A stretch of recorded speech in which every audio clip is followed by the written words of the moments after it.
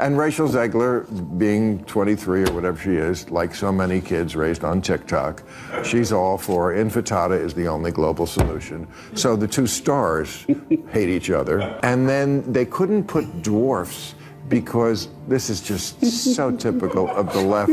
The progressives always finding a way to find their way back to doing something not progressive. You'd think the most progressive thing would be get people jobs, and dwarfs want to work. But it's hard.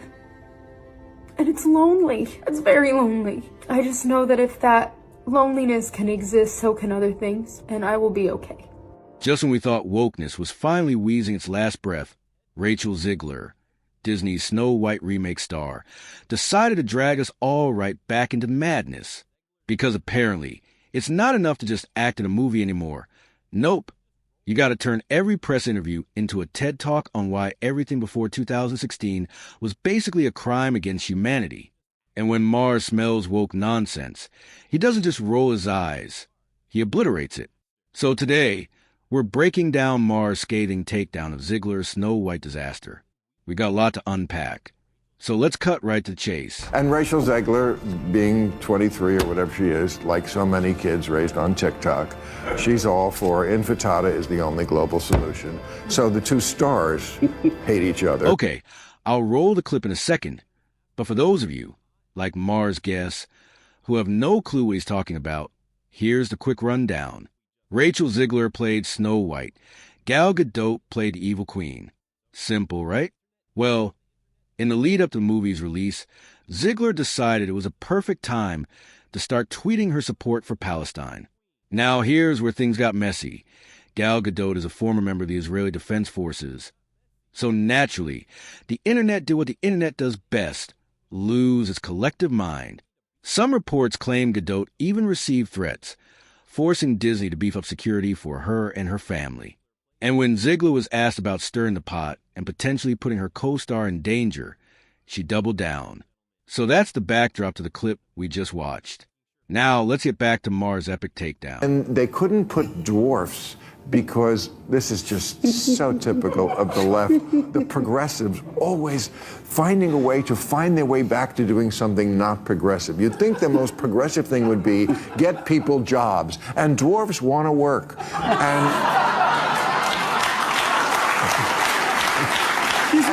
This is like a golden employment opportunity for dwarves. There's not that many scripts that come down the pike. No, only 7 of them. That has, and there's seven dwarf jobs here. But because I think it was Peter Dinklage said this is, this is not right. This is demeaning. And they were like, what? We just want to work. We're dwarves. So, ho, ho, ho. Maybe the woke left should just drop the whole progressive act and call themselves retrogressive.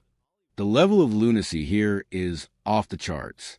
I mean, we all grew up loving Snow White, and I'm pretty sure the original writers didn't have an ounce of wokeism running through their veins. But now we can't even have real dwarfs in Snow White because, wait for it, they didn't want to reinforce stereotypes. So instead, they went full CGI. Genius, right? Yeah, I also screamed at the madness because somehow using animated dwarfs instead of actual actors with dwarfism is supposed to solve the problem. Spoiler alert, it doesn't. If anything, it just wipes out opportunities for an entire group of actors who already struggle to find roles in Hollywood. And that, ladies and gentlemen, is Disney's brilliant version of inclusivity, making sure fewer people get hired while patting themselves on the back for being progressive. But it only gets worse. Here's a clip of Rachel Zegler talking about being woke. Brace yourselves, guys, for a cringe fest. Tell us a little bit about your version of Snow White. Yeah, I mean, Snow White is the girl you remember, but she's definitely made for the modern age, and there's such an emphasis on what it really means to be the fairest of them all. And for Snow White, it's coming to terms with finding herself and finding her inner voice and finding a sense of agency so that she can be a just ruler and a wonderful queen, because there's another one in town who's... Did you catch the dripping sarcasm in her voice? The not-so-subtle shade she's throwing at her co-star Gal Gadot? Oh, it's there. Because to Zegler, Gal isn't just another actress. She's a symbol of old-school conservatism, a relic of the past that must be torn down. and who's leading the charge into this brave new woke utopia. Rachel Zegler, of course. Talk about delusional. But here's the thing about the woke mob.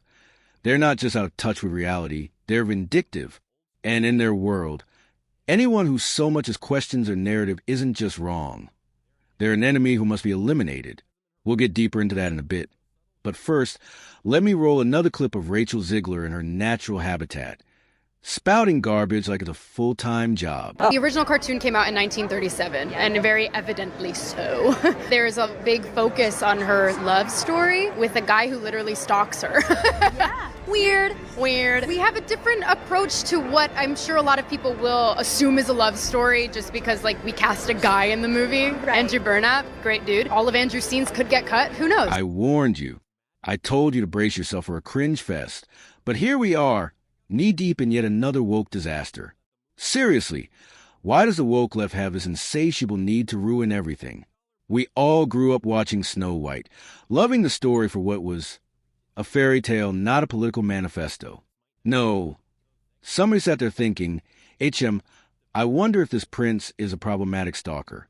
But now, that's exactly what we're being told. Suddenly, Snow White isn't a love story. It's oppression wrapped in animation, and the prince is just another straight white male violating boundaries. And of course, the woke mob doesn't stop there. They want everything rewritten, rebranded, and re-educated to fit their worldview. Forget classic romance. Forget feel-good storytelling. Everything must now be a social justice lecture. I can't wait for the day we go back. Back to when movies were made for entertainment, not for pushing agendas. Back when studios care about telling stories, not appeasing activists. Because at this rate, if the woke crowd keeps rewriting history, we're going to need fairy tales just to remember what sanity looked like. Now, if you're thinking Zegler's madness started only recently, well, you're in for a surprise. Check out the tweet she sent when Donald Trump won the elections. I find myself speechless in the midst of all this. Another 4 years of hatred leading us toward a world I wouldn't want to live in, leading us towards a world that will be hard to raise my daughter in, leading us towards a world that would force my daughter to have a baby she doesn't want, leading us towards a world that is fearful. I shouldn't be this shocked, but I am. I am heartbroken for my friends who awoke in fear this morning, and I am here with you.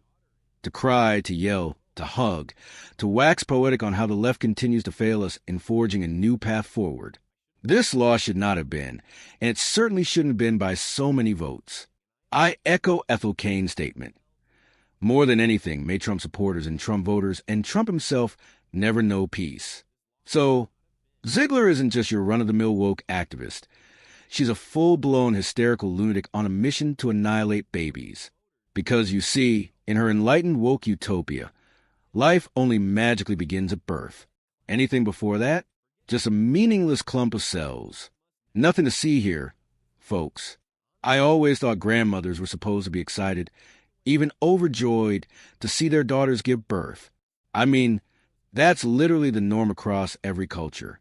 But apparently, in the new woke reality, pregnancy is now some kind of oppressive burden that should be shrugged off like an inconvenient Amazon package. It's honestly bizarre how the same people who preach about protecting life in every other context, whether it's saving trees, stray cats, or even fictional characters, completely lose their minds when it comes to protecting actual human babies. But that's the woke left for you, defying basic biology, rewriting fundamental truths, and calling it progress. And this is exactly why Snow White is failing at the box office. My checks reveal that the movie has grossed a paltry $96 million, over a $270 million budget. Experts claim that the movie needs to make at least $500 million to reach its safety net. However, from the look of things, this might never happen. I have a moment for Rachel Zegler and Snow White because there is an update in that story today. There was an in-depth piece, like a behind-the-scenes piece. Was it Variety? Talking about how they've been in a full meltdown about this girl for a couple of years now, and how they had her tweet out like a little, "Yay, Snow White, can't wait, so excited, I love to play her." And she did it and got like millions of views, and they were like, good job, Rachel. And then she, like, minutes later followed it up with, and never forget, free Palestine. This is just like a few months after 10/7. It was like, it hadn't even been a year. And they were like, my God, what? And isn't her co-star Jewish? Yes, Gal Gadot. Gadot, whatever. Gadot. I mean, what? Yeah. Wow. She's Jewish, and apparently this actually, all hell broke loose. Rachel Zegler seems to be the albatross around Disney's neck that they just can't shake off, no matter how much damage she does. She's like a talking bad omen hovering over Snow White and dragging it straight into the abyss of Hollywood's worst disasters. At this rate, they might as well rename it Woke White and the 7 box office flops. Had Zegler and Disney just ditched the relentless woke preaching and focused on making a fun, entertaining movie, maybe, just maybe, this film wouldn't be shaping up to be one of the biggest embarrassments in Disney history. But no, instead of bringing magic to the screen, they chose to turn Snow White into a social justice thesis, and audiences everywhere responded with resounding no, thanks. And now Disney is stuck with an actress who alienates fans, a film that nobody asked for, and a gigantic box office disaster looming on the horizon. Maybe next time they'll remember that people go to movies for entertainment, not activist lectures disguised as fairy tales. Apparently, someone among Rachel Zegler's team or Disney found out the harm Zegler's woke tweets were causing to the Snow White movie, so they cajoled her into making a sham of an apology video. Take a look. But it's hard. And it's lonely. It's very lonely. I just know that if that loneliness can exist, so can other things, and I will be okay. One thing we know about the woke crowd, they'll do anything for money, even if it means churning out a half-baked apology video once the backlash hits their wallets. But does anyone actually believe Rachel Zegler or Disney have genuine regrets? Not a chance. They're not sorry for what they did. They're sorry they got called out for it. From where I stand, neither Zegler nor Disney have had a moment of reflection. If anything, they're probably doubling down behind the scenes, convinced that the audience is just too backward to appreciate their brilliance. The only thing that might make Disney reconsider their woke obsession? Bankruptcy. And honestly, at the rate they're going, that might not be too far off. Because here's the truth. People are done with being lectured. They don't want their childhood classics hijacked for political agendas. They want entertainment. And if Disney keeps choosing wokeness over storytelling, they deserve every empty theater seat and every lost dollar. And this brings us to the end of today's video. If you enjoyed it, then hit the like button and subscribe to this channel for more videos like this. Thanks for watching and see you in the next video.